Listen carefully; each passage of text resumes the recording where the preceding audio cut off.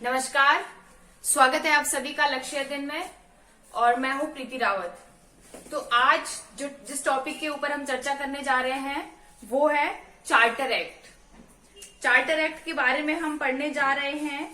और charter act जैसे कि हम लोग जानते हैं, और अगर नहीं भी जानते हैं तो अभी हमें पता चल जाएगा कि ये जो चार्टर एक्ट है ये कब से शुरू हुआ है। ठीक है, तो जो मोस्ट इम्पोर्टेंट जो चार्टर एक्ट है वो है 4 चार्टर एक्ट 1793, और उसके बाद 1813, उसके बाद आ जाएगा 1833 और 1853। ठीक है, ये 4 चार्टर एक्ट हैं जिसको हम संवैधानिक विकास में भी पढ़ेंगे। तो संवैधानिक जो विकास है उसको तो हालांकि हम बाद में पढ़ेंगे, लेकिन ये जो अभी जो संवैधानिक इतिहास के तौर पर हम इसे बाद में पढ़ेंगे। अभी हम कैसे पढ़ रहे हैं इसको भारत का आधुनिक इतिहास में। ठीक है, तो इसमें आज जिनके बारे में हम जानने वाले हैं वो है 1793 और 1813 का चार्टर एक्ट। ठीक है, तो आज हम जानने जा रहे हैं सिर्फ 2 के बारे में। नेक्स्ट 2 हम नेक्स्ट वीडियो में देखेंगे। तो चलिए सबसे पहले तो हम ये जान लेते हैं, सबसे पहले हम 1793 के बारे में जान लेते हैं कि ये जो 1793 का चार्टर एक्ट था ये क्यों प्रसिद्ध है। ठीक है, बहुत सारी जगह आपको ये देखने को मिलेगा कि जो 1793 का चार्टर एक्ट है बहुत कम लोग इसे पढ़ाते हैं, क्योंकि बहुत सारे लोग कहते हैं कि ये इतना इम्पोर्टेंट नहीं है। सही में ये इतना इम्पोर्टेंट नहीं है ये तो नहीं कहा जा सकता है। कुछ पॉइंट्स है इसमें जो बहुत इंपॉर्टेंट है, जहां से क्वेश्चन आते हैं। तो चार्टर एक्ट 1793 जानने से पहले हम एक चीज जान लेंगे कि ये जो चार्टर एक्ट थे ये क्यों लाए जा रहे थे भारत में, क्यों इन्हें भारत में लागू किया जा रहा था चार्टर एक्ट। तो अगर आपको थोड़ा सा मैं आप लोगों को पीछे से रिवाइज करवा देना चाहती हूँ, यानी कि 1773 हमने पढ़ा था, रेगुलेटिंग एक्ट पढ़ा था, और इसके बाद हमने पढ़ा था 1784। इसके बाद हमने क्या पढ़ा था, 1784 पढ़ा था। तो सबसे पहले मैं आपको थोड़ा सा रिवाइज करा देना चाहती हूँ 1773। ठीक है, 1773 में हमने क्या पढ़ा था, जो मोस्ट इंपॉर्टेंट चीज थी यहाँ पे, सबसे पहले हमने क्या पढ़ा था यहाँ पे कि एक सुप्रीम कोर्ट की स्थापना होगी। किसके तहत, 1773 के रेगुलेटिंग एक्ट के तहत कलकत्ता में एक सुप्रीम कोर्ट की स्थापना होगी। कहाँ हो रही थी ये स्थापना, कलकत्ता में हो रही थी। ठीक है, और कब हुई थी ये, तो ये हुई थी 1774 में, 1773 के रेगुलेटिंग एक्ट के तहत हुई थी। ठीक है, दूसरा यहाँ पर हमने क्या जाना था बहुत इंपॉर्टेंट, इस सुप्रीम कोर्ट के जो मुख्य न्यायाधीश थे उनका नाम क्या था, सर एलिजा एम्टे था। ये मैं सिर्फ आपको ऊपर से रिवाइज करवा रही हूँ, हमने ये बहुत अच्छे से पढ़ा है किसमें, 1773 के रेगुलेटिंग एक्ट में। ठीक है, इसके बाद हमने क्या पढ़ा था यहाँ पे, कार्यकारिणी परिषद की, गवर्नर जनरल की कार्यकारिणी परिषद की स्थापना की जाती है। ठीक है, कार्यकारिणी परिषद की स्थापना की जाती है किसमें, गवर्नर जनरल की कार्यकारिणी परिषद की स्थापना होती है 1773 में, जिसमें कितने सदस्य होते हैं, 4 सदस्य होते हैं। ये भी हमने पढ़ा था। ठीक है, कितने सदस्य होते हैं, 4 सदस्य होते हैं। और कौन कौन से होते हैं, तो वो हमने क्या पढ़ा था, क्लेवरिंग, मानसेस, फ्रांसिस और बारवेल। ठीक है, और यहाँ पे हमने क्या पढ़ा था, यहाँ पे एक और चीज बोली जाती है, ये जो हमने ये 1773 का रेगुलेटिंग एक्ट पढ़ा था, इसमें क्या एक और चीज बोली जाती है कि हर 20 साल बाद, हर 20 साल में जो कंपनी है, यानी कि जो ईस्ट इंडिया कंपनी है, ध्यान से सुनिएगा आप इसको, जो ईस्ट इंडिया कंपनी है इसके अधिकारों में कमी कर दी जाएगी। 20 साल बाद एक ऐसा एक्ट लाया जाएगा जिसमें कंपनी के अधिकारों में कमी कर दी जाएगी। ठीक है, ये बात कब कही गई थी, ये कही गई थी 1773 के रेगुलेटिंग एक्ट में। हालांकि अभी इसमें कमी नहीं करेंगे, कब करेंगे, 20 साल बाद। ठीक है, फिर 1784 का हमने पिट्स इंडिया एक्ट पढ़ा था, जिसमें हमारे पास मोस्ट इंपॉर्टेंट चीज हमने क्या देखी थी, ये जो 4 सदस्य थे, यानी कि कार्यकारिणी परिषद के जो 4 सदस्य थे, इसकी सदस्य संख्या घटाकर कितनी कर दी गई थी, 3 कर दी गई थी। पहले ये 4 थे, अब ये 3 कर दी गई थी। ठीक है, क्यों लाया गया था पिट्स इंडिया एक्ट, क्योंकि जो 1773 की जो खामियां थी उसको दूर करने के लिए 1784 का पिट्स इंडिया एक्ट लाया गया था। और ये क्यों लाया गया था, कंपनी को भारत में सही तरीके से रेगुलेट करने के लिए 1773 का रेगुलेटिंग एक्ट लाया गया। ठीक है, तो हमने यहाँ पे क्या देखा, पिट्स इंडिया एक्ट में कार्यकारिणी परिषद के सदस्यों की संख्या 4 से घटाकर 3 कर दी गई थी। ठीक है, और क्या हुआ था यहाँ पे, बोर्ड ऑफ कंट्रोल की स्थापना की गई थी। किसकी स्थापना हुई थी? बोर्ड ऑफ कंट्रोल की स्थापना हुई थी, जिसमें कितने सदस्य थे? 6 सदस्यीय बोर्ड ऑफ कंट्रोल की स्थापना हुई थी। और ये 6 सदस्यीय बोर्ड ऑफ कंट्रोल की स्थापना कहाँ हुई थी? ब्रिटेन में हुई थी। ये क्यों बनाया गया था बोर्ड ऑफ कंट्रोल? कंपनी पर नियंत्रण बनाए रखने के लिए। ठीक है, कंपनी पर क्या करता था? ये नियंत्रण बनाता था। ये कार्यकारिणी परिषद पर भी नियंत्रण बनाता था, और जो कंपनी थी ईस्ट इंडिया कंपनी, ठीक है, ईस्ट इंडिया कंपनी का ही तो गवर्नर जनरल था, उसी की कार्यकारिणी परिषद थी। तो इन सब में कंट्रोल रखने के लिए किसका गठन किया गया था? बोर्ड ऑफ कंट्रोल का। ये सारी चीजें हमने 1773 और 1784 में पढ़ चुके हैं। मेरा कहने का मतलब सिर्फ इतना था कि आपको ये पता चल जाना चाहिए कि ये जो 1793 का रेगुलेटिंग एक्ट है, 1793 का जो चार्टर एक्ट है, ये क्यों लाया गया। तो यहाँ पे क्योंकि 1773 में ये बात बोली गई थी कि 20 साल बाद क्या होगा? कंपनी के अधिकारों में कमी कर दी जाएगी। ठीक है, क्यों करनी थी कमी? क्योंकि कंपनी ने बहुत ज्यादा, एक तो घाटे में जा रही थी कंपनी, दूसरा क्या हो रहा था? बहुत ज्यादा भ्रष्टाचार भारत में इसका हो गया था। ठीक है, तो हमें ये ध्यान रखना है कि 1773 में ये बात बोली गई थी, इसीलिए क्या होता है? 1793 का रेगुलेटिंग एक्ट आता है। यानी कि 20 साल हो गए हैं और 20 साल बाद अब कुछ लेटर आना है। ये चार्टर एक्ट, सॉरी बार बार रेगुलेटिंग एक्ट बोल रही हूँ, चार्टर एक्ट। तो 20 साल यानी कि 1773 से 1783, ठीक है, और 1783 से 1793, तो ये 10 साल हो गए यहां से यहां तक, और यहां से यहां तक 10 साल, यानी कि 20 साल बाद क्या आ रहा है? 1793 में क्या आ रहा है? चार्टर एक्ट आएगा। अब हम देखते हैं कि ये जो चार्टर एक्ट था 1793 का, इसमें क्या क्या लिखा गया था। ठीक है, ध्यान देंगे, हम 4 चार्टर एक्ट पढ़ेंगे, 1793, 1813 और 1833 और 1853। ठीक है, हर 20 साल बाद आएगा। तो सबसे पहले हम ये देख लेते हैं कि ये जो 1793 का चार्टर एक्ट था, इसमें क्या कहा गया था। ठीक है, तो इसमें क्या कहा गया कि कंपनी के एकाधिकार को, मतलब यहाँ पे क्योंकि 1773 में कहा गया था कि 20 साल बाद क्या होगा? कंपनी के अधिकारों में कमी कर दी जाएगी। लेकिन यहाँ पे क्या कर दिया गया? वो जो एक्ट था, जो वो लेटर था, उसको क्या कर दिया गया?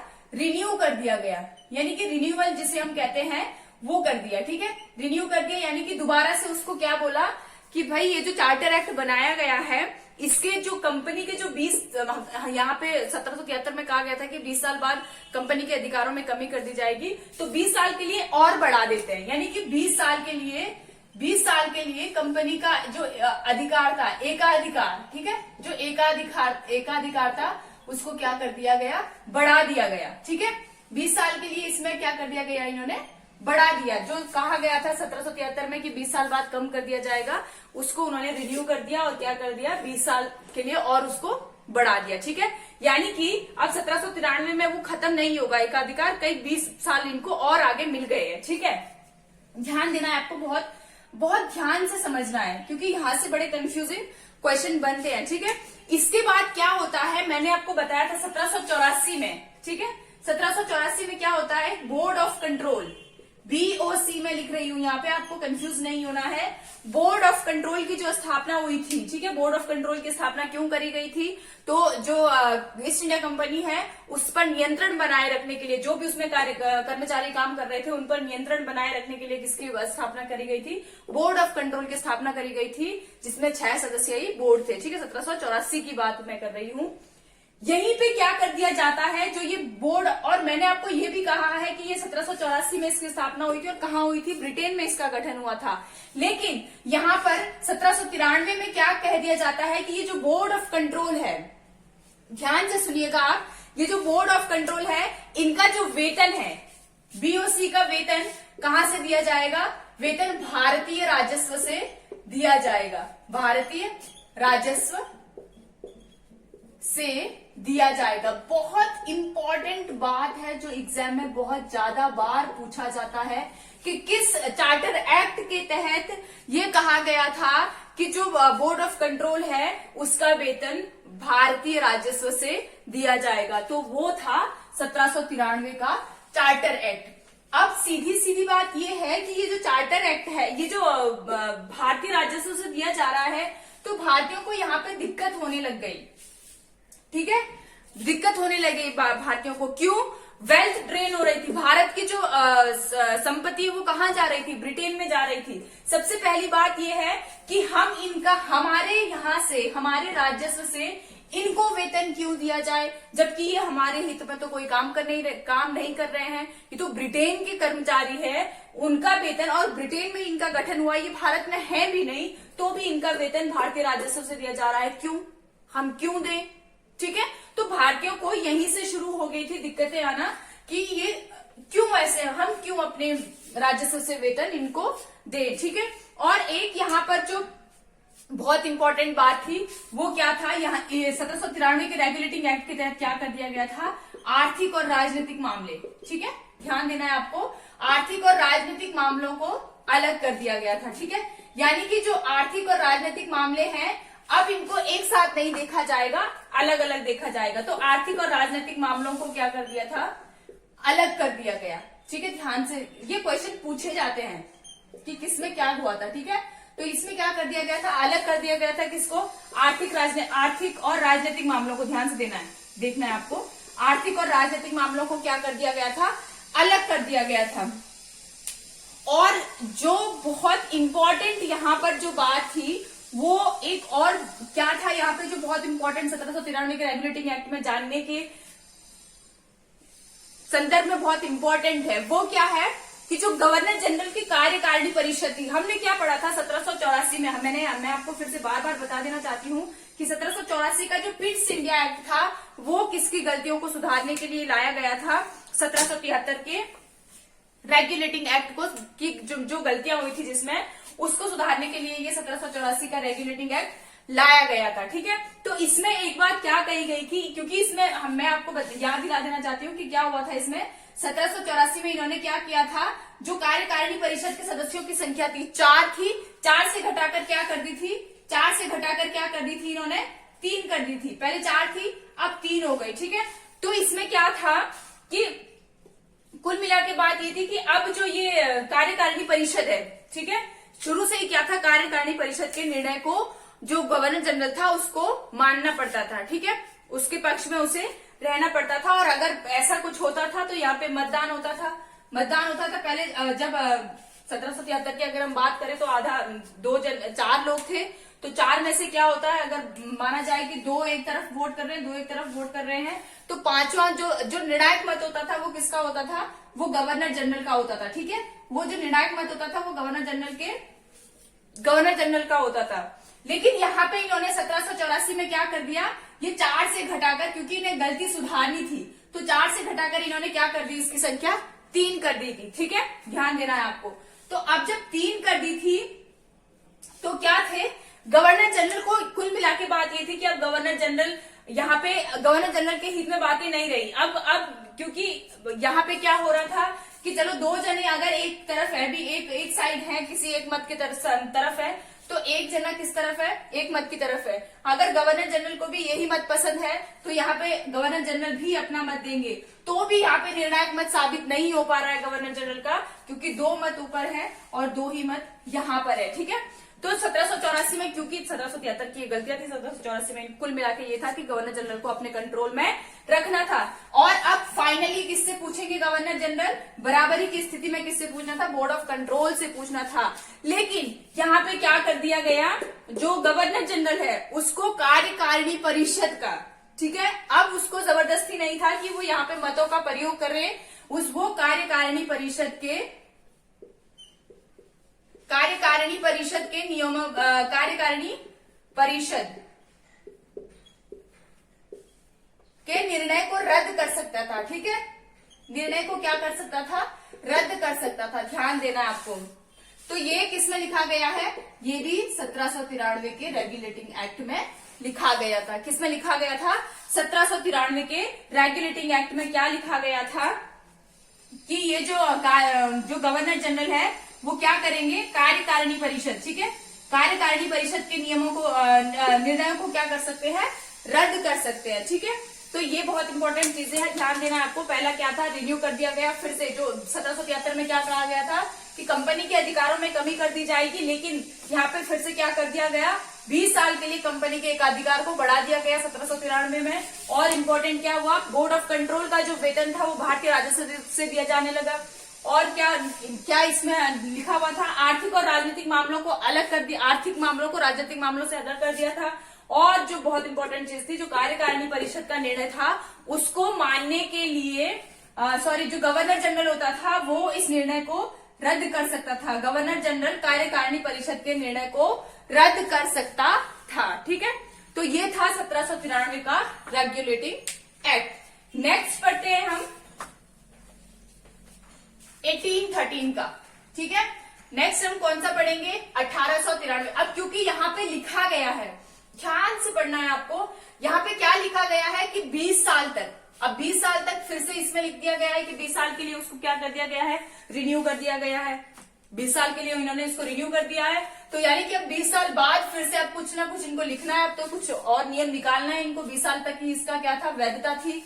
तो 1813 में एक और चार्टर एक्ट आता है। ठीक है, कौन सा आता है, 1813 में। ध्यान रखना है आपको, 1793 से 1803 और 1803 से 1813, यानी कि 20 साल बाद। ठीक है, तो 20 साल बाद 1813 में दूसरा चार्टर एक्ट आ चुका है। मैं यहाँ पे लिख देती हूँ, पहला कौन सा था, पहला आपका हो जाएगा 1793 का चार्टर एक्ट, और दूसरा कौन सा हो जाएगा, 1813 का चार्टर एक्ट। ठीक है, तो जो 1813 का चार्टर एक्ट था इसको हम बहुत अच्छे तरीके से पढ़ेंगे। ठीक है, बहुत, क्योंकि यहां से बहुत ज्यादा क्वेश्चन पूछा जाता है।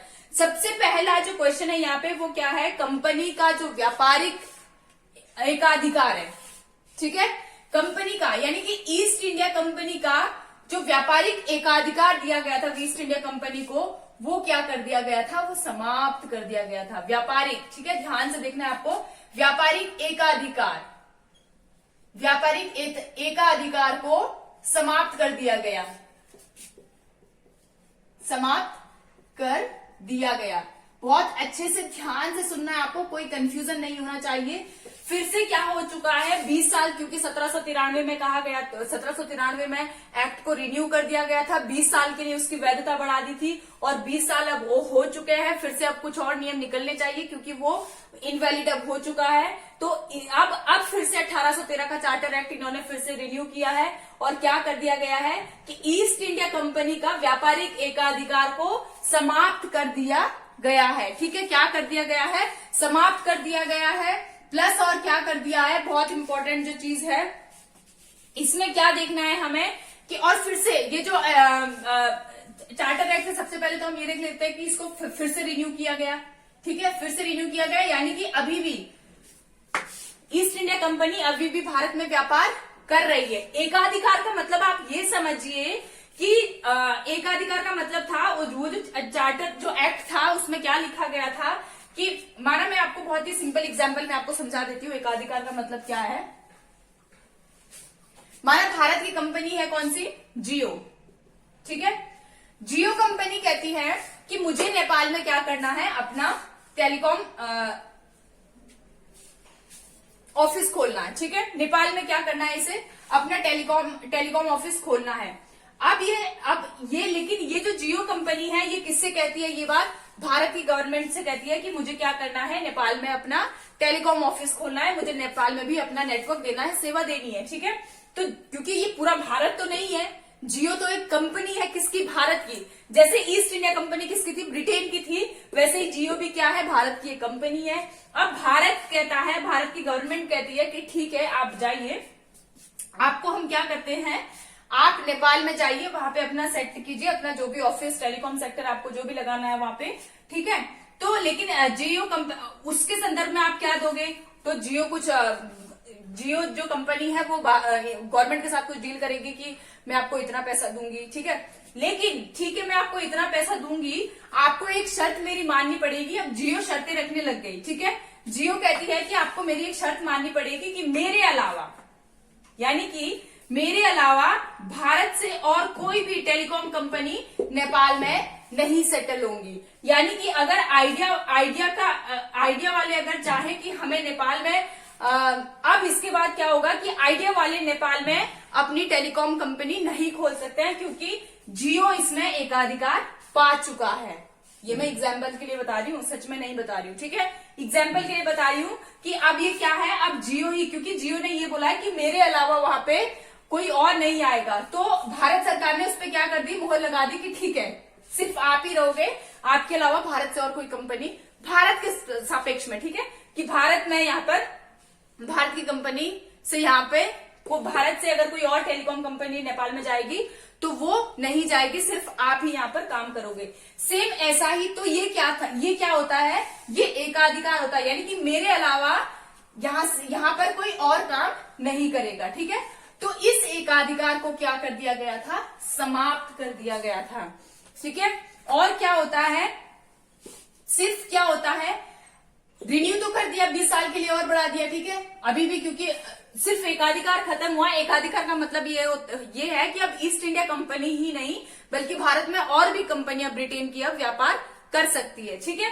सिर्फ एक चीज पर को आप ध्यान देंगे, चीन, ध्यान देना है, चीन के साथ व्यापार कर सकती थी, चीन के साथ व्यापार, ध्यान से देखना है आपको, चीन के साथ व्यापार, और चाय